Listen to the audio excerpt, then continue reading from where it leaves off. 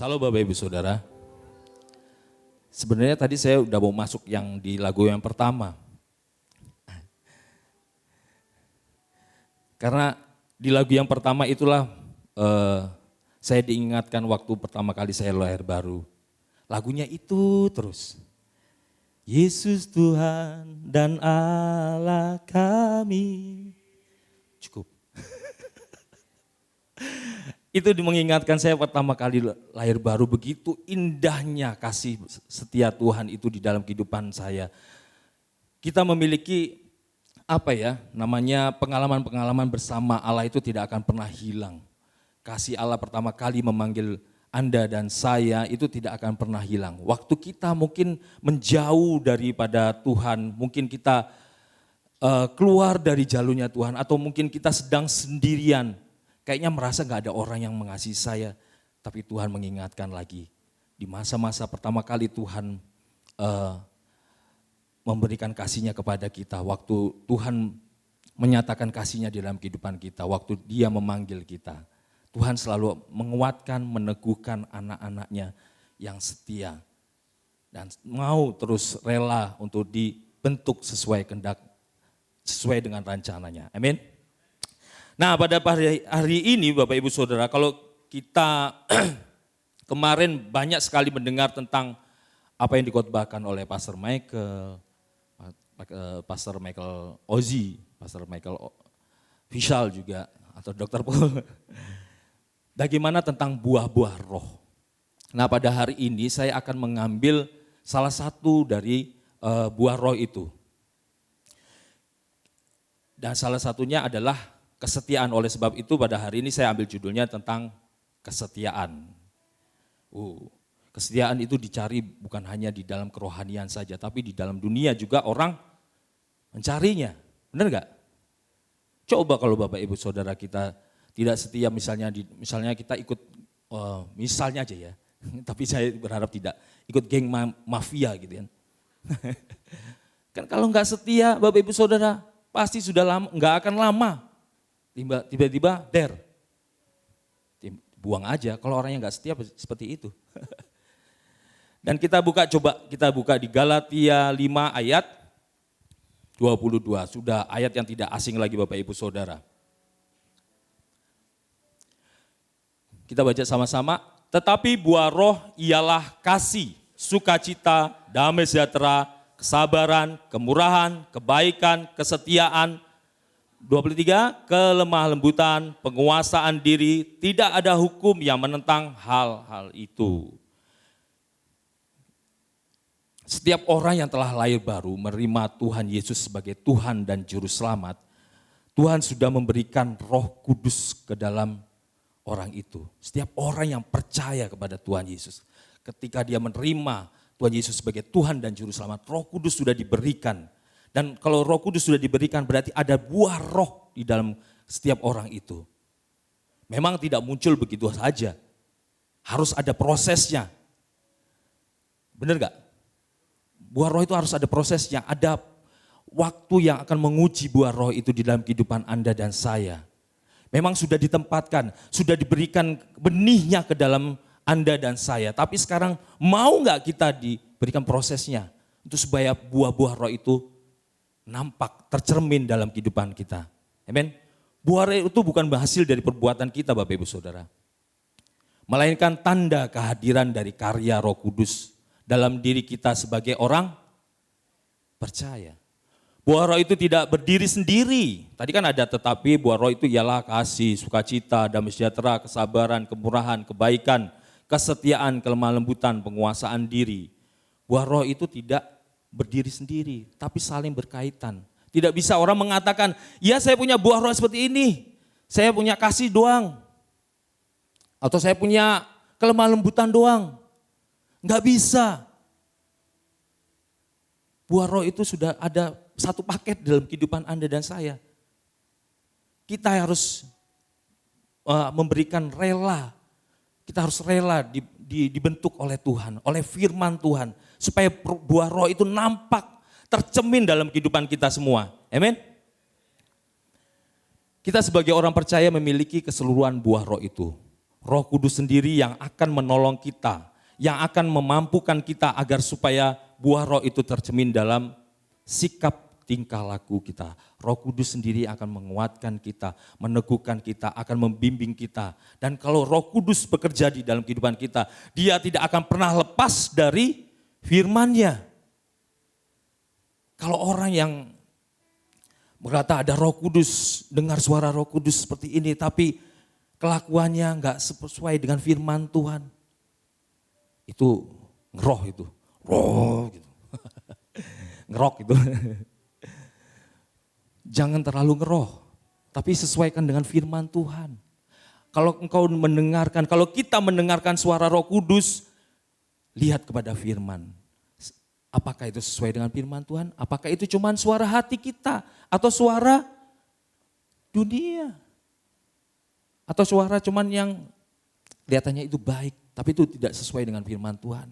Kalau tidak sesuai dengan firman Tuhan, itu bukan dari Roh Kudus. Bukan dari Tuhan. Mungkin itu cuma keinginan kita sendiri. Dan perhatikan baik-baik Bapak Ibu Saudara. Roh Kudus sekali lagi tidak pernah bekerja keluar dari firman-Nya. Amin. Bagaimana Roh Kudus akan mengingatkan Anda dan saya kalau kita sendiri tidak pernah baca firman-Nya.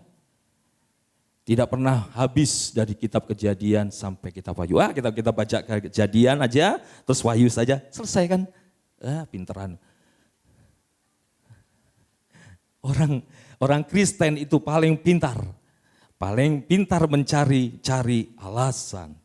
Orang Kristen ya, bukan orang Kristen. Kristen. Mungkin kita berkata, cukup pastor, dengar saja di khotbah di gereja sudah cukup, ikut saja dalam live group sudah cukup, ikut saja dalam doa syafaat, itu sudah cukup pastor, udah banyak firman yang saya dengarkan, bosen saya. Mungkin kita enggak berkata seperti itu, tapi kelakuan kita hanya Anda dan saya, saya enggak tahu. Hanya Anda dan Tuhan dan satu lagi, iblis yang tahu. Iblis.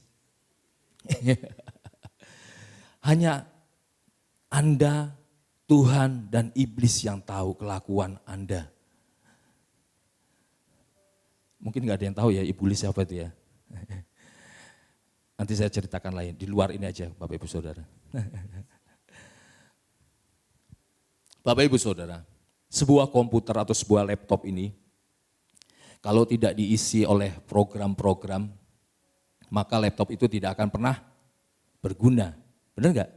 Lah gunanya untuk apa? Cuma ngetik-ngetik doang. Ini penting kalau ada keluar ini, keluar itu, ada AI lagi. AI gitu. Ya ampun, ini kalau komputer itu tidak diisi oleh program-program, itu tidak ada gunanya. Demikian juga kalau pikiran kita, hati kita tidak penuhi dengan firman Tuhan, apa gunanya kekristenan Anda dan saya? Apa bedanya Anda dan saya? Benar gak?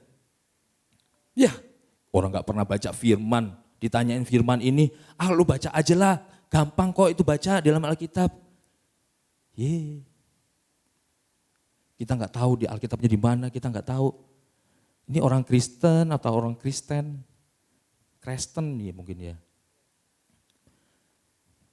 Bapak Ibu Saudara, sekali lagi kalau kita tidak pernah dipenuhi dengan firman Tuhan, sekali lagi apa bedanya Anda dengan dunia? Jangan bilang apa kata dunia, tapi apa kata firman Tuhan di dalam kehidupan Anda dan saya. Amin. Jadi kalau ada orang yang mengatakan dipenuhi Roh Kudus tapi tetap terus suka melakukan perbuatan-perbuatan dosa, artinya bukan Roh Kudus yang ada dalam dia, tapi roh duniawi. Roh keduniawian. Memang kita tinggal di dunia, tetapi jangan samakan dirimu atau bandingkan dirimu dengan dunia. Tapi ikutilah jalan kebenaran bersama Kristus. Amin. Memang kita masih tinggal di dunia, tapi jangan banding-bandingkan dirimu dengan dunia, bandingkanlah dengan firman Tuhan. Amin. Buah roh itu tidak tampak, tak akan tercermin dari sifat dan karakter kita kalau kita tidak pernah meresponi suara Roh Kudus dalam kehidupan Anda dan saya. Kalau kita tidak pernah meresponi panggilan Roh Kudus, misalnya panggilan yang pertama itu pada waktu pagi hari.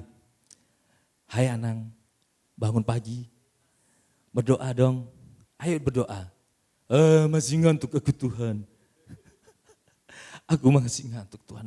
Aku tadi malam main game. Aku nonton video, Tuhan. Aduh sampai bosan. Aku ngantuk Tuhan. Nanti saja Tuhan, Engkau tahu Tuhan. Engkau tahu Tuhan keadaanku Tuhan. Ya Tuhan tahu. Dan Tuhan mau kita berubah. Amin. Tuhan mau kita dekat padanya. Doa itu bukan untuk keuntungan Tuhan, tapi untuk keuntungan kita sendiri. Supaya kita menjadi serupa dan segambar dengan Dia. Supaya kita dengar apa yang Tuhan katakan pada kita pada hari ini. Benar enggak? Orang yang tidak suka berdoa, orang yang paling, kalau bahasa Inggrisnya, miserable. Waduh. Orang yang paling berantakan di dunia, orang yang tidak suka berdoa. Saudara, kita mesti tundukkan diri pada firman Tuhan.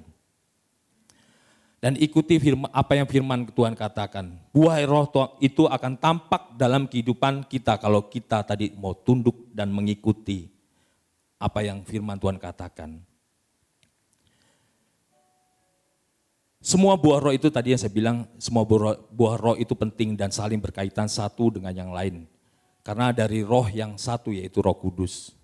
Kalau pada hari ini saya menekankan tentang kesetiaan, kesetiaan itu sebenarnya berasal dari kata apa sih? Setia. Setia artinya berpegang teguh pada janji, atau pada pendirian, atau pada persahabatan, atau pada penghambaan. Setia itu juga patuh, setia itu taat.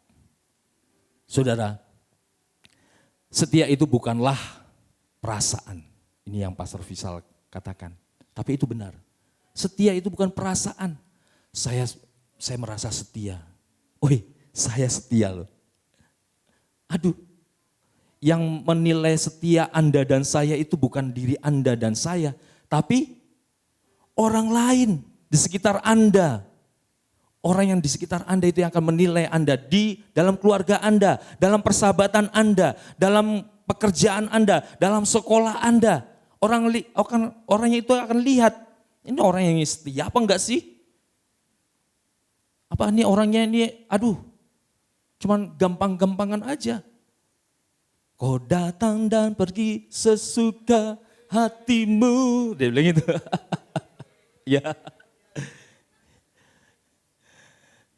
Datang dan pergi sesuka hatinya. Ya ampun ini apa ini? Orang masuk kerja baru berapa hari udah keluar. Masuk kerja berapa hari baru udah keluar. Ya ampun.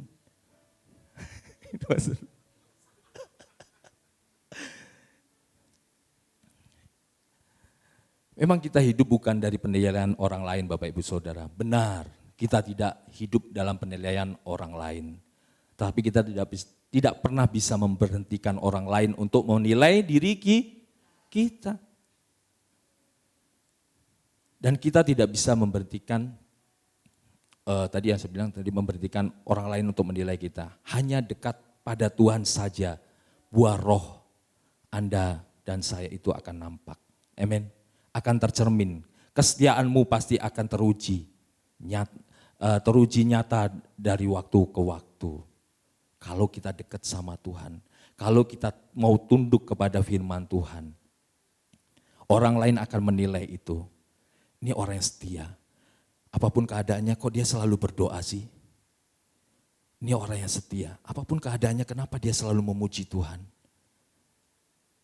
Kok serumit ini kok dia tetap tenang? Bahkan dia berdoa. Bapak Ibu Saudara, kelakuan kita yang dinilai orang lain itu akan teruji. Dan kalau orang terus mengejek dan ketika waktunya datang, orang itu melihat sungguh ada Allah yang hidup di dalam kehidupan orang ini. Ini orang yang setia. Ini orang yang dapat dipercaya. Amin. Kalau orang setia itu dicari Tuhan. Setia dengan firman-Nya dan setia melakukannya. Tuhan Yesus berkata dalam Lukas 6 ayat 47. Kayaknya saya harus membaca ini. Lukas 6 ayat 47, setiap orang yang datang kepadaku dan mendengarkan perkataanku serta melakukannya, aku akan menyatakan kepadamu dengan siapa ia dapat disamakan. Ayat 48, ia sama dengan seorang yang mendirikan rumah, orang itu menggali dalam-dalam dan meletakkan dasarnya di atas batu. Ketika datang air bah dan banjir melanda rumah itu tidak dapat digoyahkan karena rumah itu kokoh dibangun. Amin. Setiap orang yang datang kepadaku dan mendengarkan perkataanku serta melakukannya. Setiap orang yang datang kepada Tuhan, mendengarkan perkataan Tuhan serta melakukannya. Datang Bapak Ibu Saudara, dekat pada Tuhan. Kalau Tuhan manggil pada waktu pagi hari, pada nama-nama pribadi Anda, hai bangun, dekat kepadaku, dengarkan firman-Ku, responi. Karena respon Anda menentukan Anda nantinya. Amen. Orang yang seperti demikian, orang yang terus mencari wajah Tuhan, orang itu ketika badai itu datang, dia akan tetap teguh. Karena kita tidak pernah tahu badai itu kapan datangnya. Tapi kalau kita setia mencari wajah Tuhan, setia mendengarkan firman-Nya, setia melakukannya. Orang itu ketika badai datang, dia akan tetap teguh, tetap berdiri teguh pada kebenaran Tuhan. Amin. Kesetiaan pasti akan diuji, kesetiaan Anda dan saya itu pasti akan diuji. Baik di dunia maupun di dalam kerohanian. Kalau kita lihat film-film tadi seperti Bapak Ibu Saudara, kesetiaan orang itu kan diuji kan. Ini kalau yang film-film mafia-mafia kan diuji. Kamu pergi sana. Taunya di sana itu sudah ada polisi lah, udah apa, dia ketangkep. Tapi dia setia, akhirnya dia lepaskan gitu. Iya kan, kesetiaan orang itu pasti akan diuji. Baik rohani maupun tidak rohani, itu pasti akan diuji kesetiaan kita. Mau nggak mau pasti akan diuji. Dan kita tidak pernah tahu kapan ujiannya itu akan datang. Tapi kalau kita seperti tadi orang yang mendengarkan, yang mau datang dan mendengarkan dan melakukan firman, ketika badai itu datang, ketika ujian itu datang, kita akan tetap teguh berdiri. Amin. Wah, kayaknya saya cepat-cepat ini. Yang kedua, setia itu bukan dalam kurun waktu yang sesaat saja, tapi untuk kurun waktu selamanya. Setia bukanlah seperti beberapa orang berkata, setahun ini aja saya akan setia di perusahaan ini.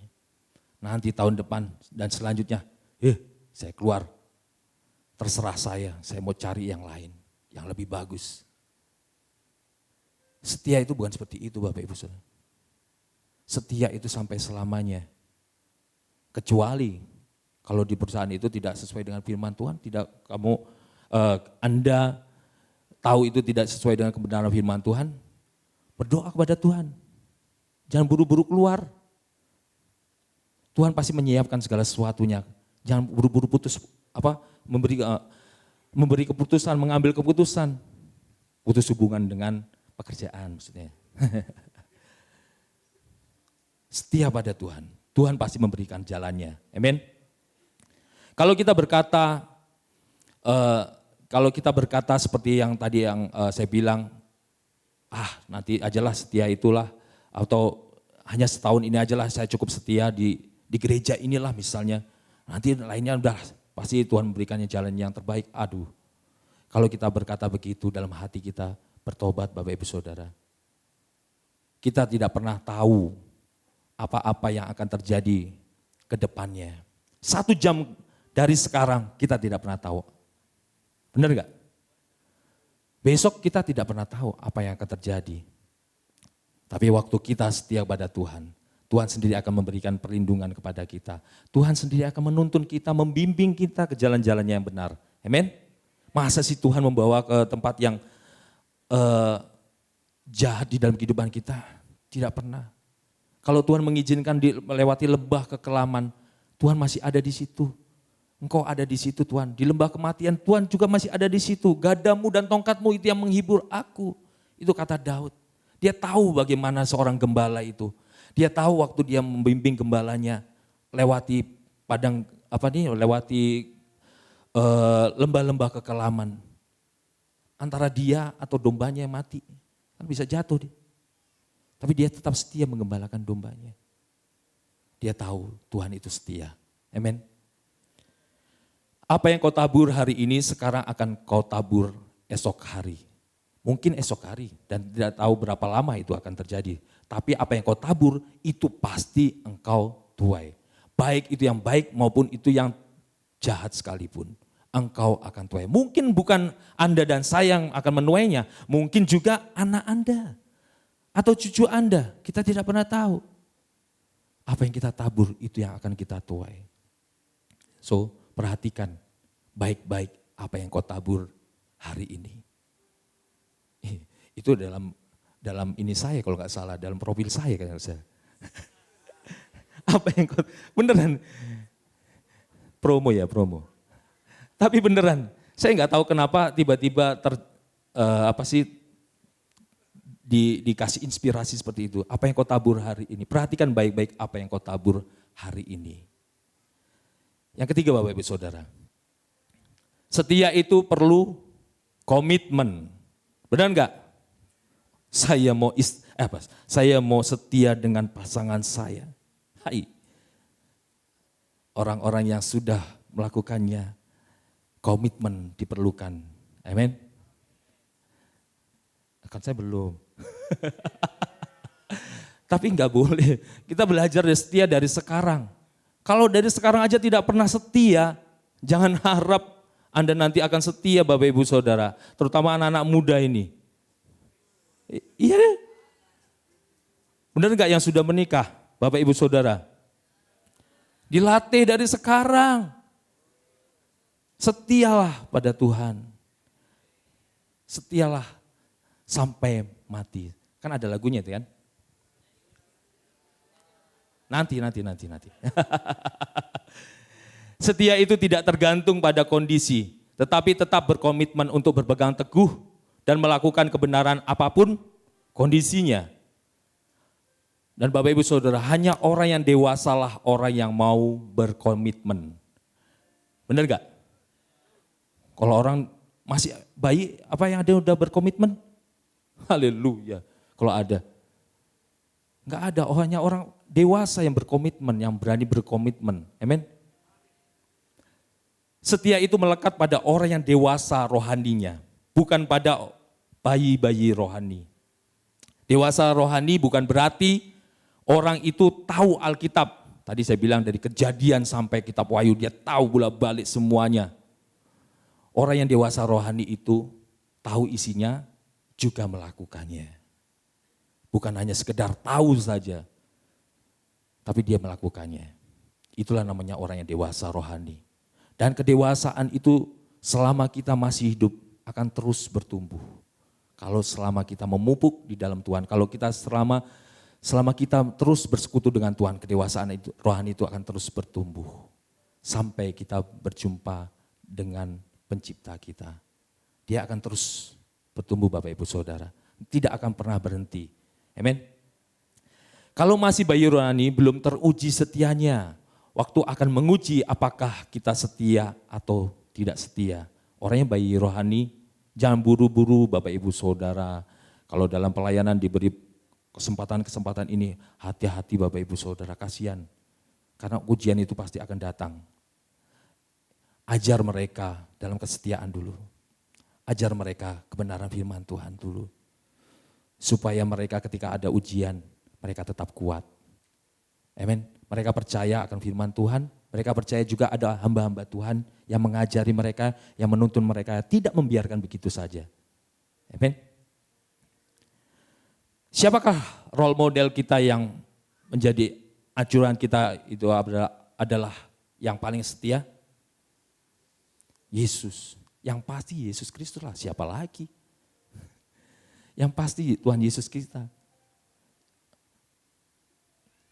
Siapakah seperti Allah kita yang begitu setia kepada apa yang dikatakannya dan melakukan apa yang dikatakannya, apa yang dia janjikan, ya setia. Aku akan menyertai kamu sampai pada akhir zaman. Aku akan memberi penolong padamu. Benar enggak? Tapi dia benar enggak dia berikan? Dia menyertai kita, dia memberikan firman-Nya, dia memberikan Roh Kudus kepada kita. Dia tidak membiarkan kita menjadi kayak anak yatim piatu yang sendirian. Saya tidak menjelekkan anak yatim piatu. Tapi saya percaya, Bapak Ibu Saudara, Allah kita itu begitu setia. Allah kita itu tidak membiarkan kita begitu saja. Kalau dia telah mengangkat kita menjadi anaknya, dia akan menuntun kita. Dia akan membimbing kita melalui firman-Nya, melalui Roh Kudus yang ada di dalam diri Anda dan saya. Sekarang pertanyaannya, ketika dia memanggil Anda, apa responmu? Ketika dengan suara lirih dia mengatakan, ayo bangun, apa responmu? Setiap hari mungkin dia suaranya cuma lirih, ayo bangun. Mungkin seperti itu doang. Apa responmu? Jangan angkat tangan. Kalau saya tanya siapa yang suka merespon, paling cepat merespon, jangan angkat tangan. Siapa yang tidak suka merespon, jangan angkat tangan. Tapi pertanyakan dalam diri kita, jujurlah dalam hati kita. Tuhan, saya seperti itu Tuhan. Tuhan, ampuni saya Tuhan. Amin. Orang yang mengaku katanya orang, oh ini ya, Kristen lagi nih. Orang yang mengaku katanya orang Kristen, paling pintar buat alasan. Itu kan Tuhan Yesus, kan dia Tuhan yang bisa melakukannya, melakukan setiap firman-Nya. Kita ini kan manusia saja, roh itu penurut, tapi daging itu, alasannya ini paling. Hampir setiap orang seperti itu. Roh itu kan penurut pastor, daging itu memang lemah. Paling. Dari saya memimpin life group di mana aja ya, pasti alasannya banyak. Pasti itu, dan itu selalu keluar. Pinter, orang Kristen tuh malah pinter memang. Saudara, justru oleh karena itu Tuhan kita itu tahu bahwa kita itu manusia daging aja, punya kelemahan. Tuhan memberikan Roh Kudus-Nya dalam diri Anda dan saya supaya kita dikuatkan, supaya kita diteguhkan. Benar enggak? Roh Kudus itu yang selalu mengingatkan kita. Roh Kudus itu tidak bosan-bosannya mengingatkan Anda dan saya untuk kembali ke dalam jalan kebenarannya. Kembali kepada firman-Nya. Roh Kudus selalu mengingatkan Anda dan saya. Setialah. Banyak contoh dalam Alkitab Bapak Ibu Saudara, yang hanya manusia biasa saja, tapi mereka adalah tokoh-tokoh yang setia. Ini saya cuma ambil beberapa aja. Contohnya Abraham, ia setia mengikuti instruksi Tuhan, pergi kemana Tuhan mau ia pergi.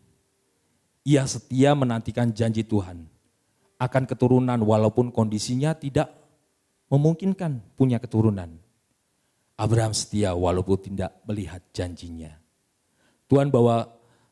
Janji Tuhan bahwa keturunannya akan menjadi banyak seperti bintang di langit dan banyak seperti pasir di laut. Dia tetap setia. Yusuf, ia setia pada Tuhan dan tidak melakukan kejahatan walaupun tante Pot menggodanya. Asik. Stefanus, bukan Stefanus yang ini ya. Stefanus, ia setia dan tetap menyatakan kebenaran, walaupun pada akhirnya ia harus kehilangan nyawanya. Paulus, ia setia menyatakan kebenaran walaupun banyak siksaan, dipenjara, didera, dihantam badai bertubi-tubi, ia tetap setia pada Tuhan dan juru selamatnya yaitu Yesus Kristus. Bahkan ia menulis banyak kitab. Dan itu yang kita gunakan pada hari ini, Bapak Ibu Saudara. Rasul Paulus mengajarkan pada Timotius dalam 2 Timotius 3. 2 Timotius 2 ayat 3. Ikutlah menderita sebagai seorang prajurit yang baik dari Kristus Yesus. 4. Seorang prajurit yang sedang berjuang tidak memusingkan dirinya dengan soal-soal penghidupannya, supaya dengan demikian ia berkenan kepada komandannya. Kalau tadi lihat gambarnya, judulnya kesetiaan tadi kan prajurit. Apa hubungannya tadi? Hubungannya seperti ini.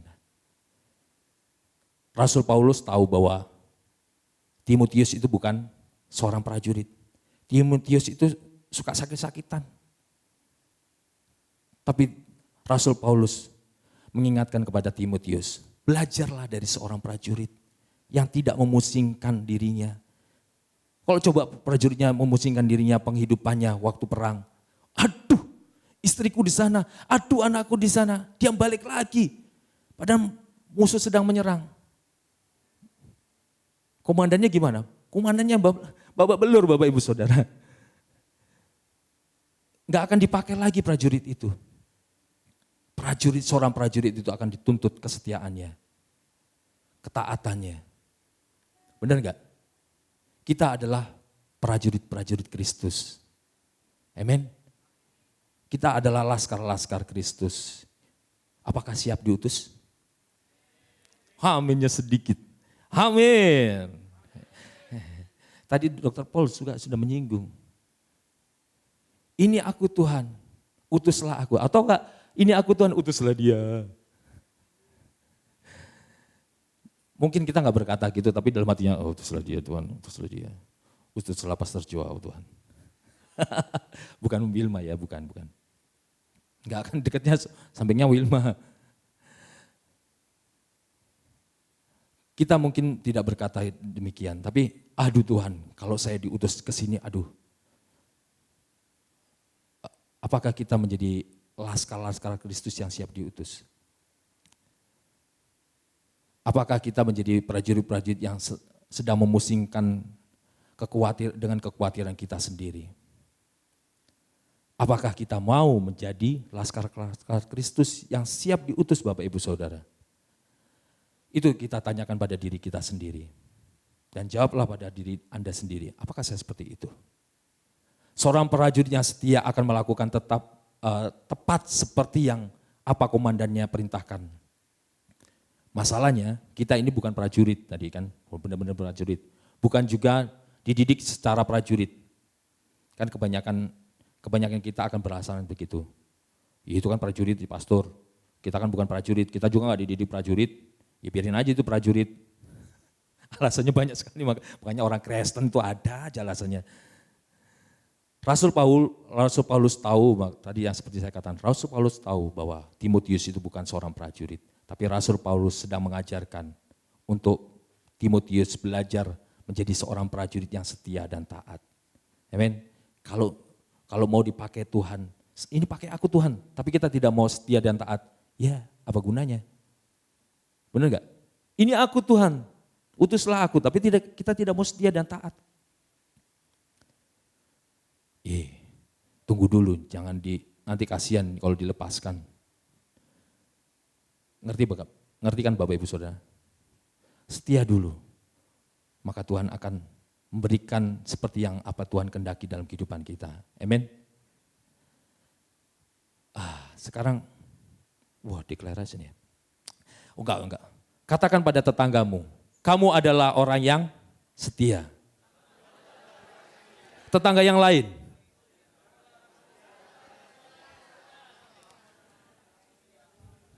Ini masih ada anak muda enggak? Oh banyak. Ini yang terakhir bagi anak-anak muda ini terutama.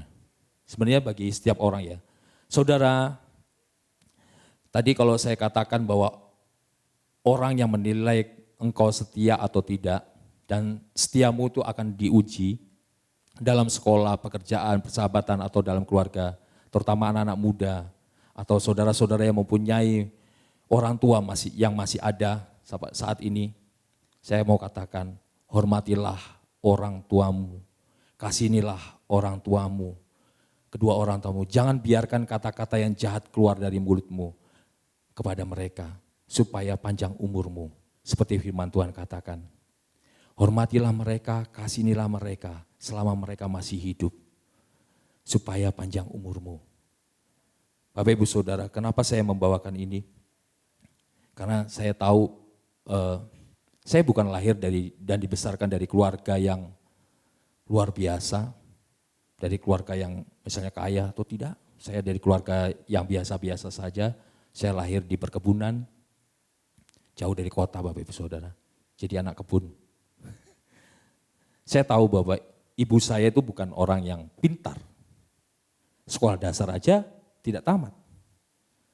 Tetapi ia mengajarkan saya untuk terus ke gereja dan untuk tidak menyerah dengan keadaan. Bahkan ibu saya tetap belajar dan suka baca majalah tentang masakan. Hingga ia menjadi juara memasak di perusahaan ayah saya bekerja. Saya tahu bahwa ayah saya bukan orang yang punya segalanya. Bahkan ia bukan orang yang mengajarkan kerohanian yang baik kepada saya.